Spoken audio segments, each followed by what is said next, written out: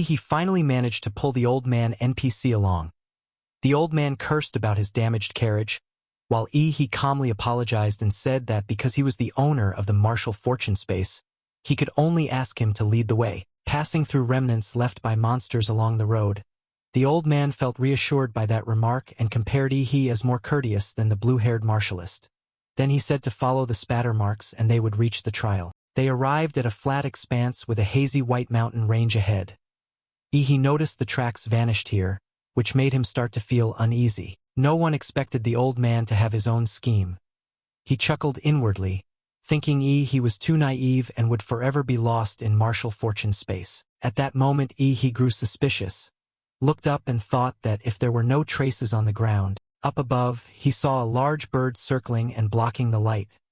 He suddenly guessed the objective might be in the air. The old man thought he had misled them, but when he quickly found the key point, he was stunned. The youth's intelligence and talent made him regret inwardly that he was not a descendant of his clan. He began to reason that flying creatures always nest high. From this plane, they only needed to keep searching for the highest elevation to find the target. He turned and smiled, asking to borrow the old man's horse once more, which made the old man tremble with fear and stammer a reluctant reply. After an indeterminate time, he crossed the plain and finally reached a tall snow mountain. He rode the warhorse, charging across the long stretch of ice and dragging the old man NPC behind.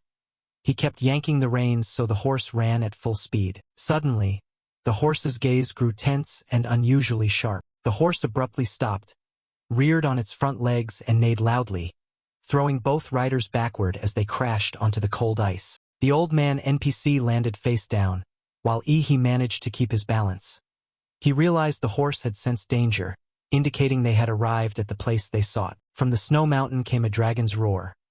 A gigantic creature with 3 long necks and wings that covered the sky dove down, and he, astonished, mistook it for the legendary enemy of Godzilla, the catastrophe that devours the stars. One of its 3 heads bent close, and the heat from its nostrils blew straight at making him keenly feel the terrifying pressure. Before the dragon's resplendent golden gaze, and the old man NPC seemed as small as specks of dust against a power like a solar storm about to strike. In an instant, the dragon unleashed a scorching blast of fire that incinerated the 2 bodies until no trace remained. When the blaze subsided, only the old NPC survived, his body singed but still standing with the help of his staff.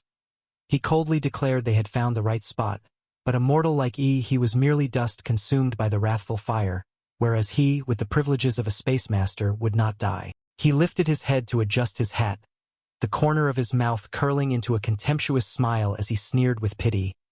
That kid is still very green. The trial was not actually meant to kill the white dragon, but to find the spirit beast protected by the strange creature in the snow mountain, then offer rights to the white dragon to receive its approval and the inheritance. He recounted that the blue-haired martialist once relied on absolute power after a breakthrough to directly kill the white dragon and seize the inheritance. At that thought, the old man was startled, convinced that with his current cultivation he should have been destroyed by the first attack. But before him, he still stood firm, having only lost his clothes and had his sword burned away. The old man was incredulous, sensing there was something unusual about the youth's body. Black-green scales appeared on his body and a verdant light flowed between the scale gaps. He explained that when he first entered this space the archetype power had not been compatible, but now compatibility had increased, so the power had merged with his soul and begun to manifest externally. When the archetype power fully integrates, he would no longer need weapons. He declared he would display his true power, far beyond his old sword. The old man NPC was so horrified his breath trembled, and he could only blurt that he was indeed a real monster. He roared, exhaling a nuclear breath and transforming into a colossal black beast matching the size of the 3-headed white dragon. The power of Godzilla cells at 71% compatibility fully consumed the supergiant form, entering a complete Godzilla transformation. However, this divine beast form lasted only about 2.5 minutes before its energy ran out. But he, in beast form, insisted that it was enough. The 3-headed white dragon sensed the shift in the situation, immediately roaring violently as its body began to thrash wildly. He lunged forward, using his strength to choke all 3 of the creature's long necks at once, silencing its shrieks. He screamed, a declaration of war between two terrible beings. Godzilla versus the catastrophe that devours the stars. The monster was terrified, but the old man NPC was even more shocked by He's monstrous power. He trembled, his teeth chattering, and could only utter one horrified exclamation. My God! With each step He's body swelled larger.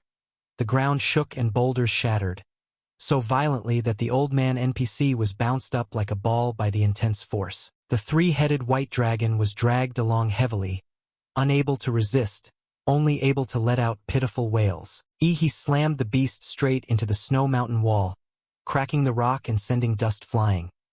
At the peak of his fury he roared, intent on recreating a cataclysmic battle right here in martial fortune space. He twisted the white dragon's three necks like soft cloth, while lightning and the dragon's fiery breath surged, signaling an impending devastating attack. The dragon realized fighting on the ground left it at a disadvantage and tried to take flight. But he immediately shouted, preventing its escape and declaring he could also fight in the air. He had prepared in advance. The energy spines along his back began to glow, atomic power running from tail to crown. Only within this vast martial fortune space could he unleash power without restraint. He inhaled deeply, gathering unreleased nuclear energy, roaring to remind his opponent that he was capable of long-range attacks as well. A blue energy congealed into tangible power in his mouth, carrying the dominance of a ruler, proclaiming to the world that this beast had truly descended. Both beasts fired simultaneously. The white dragon unleashed a column of fiery light with twisting thunder, while answered with a blazing blue energy.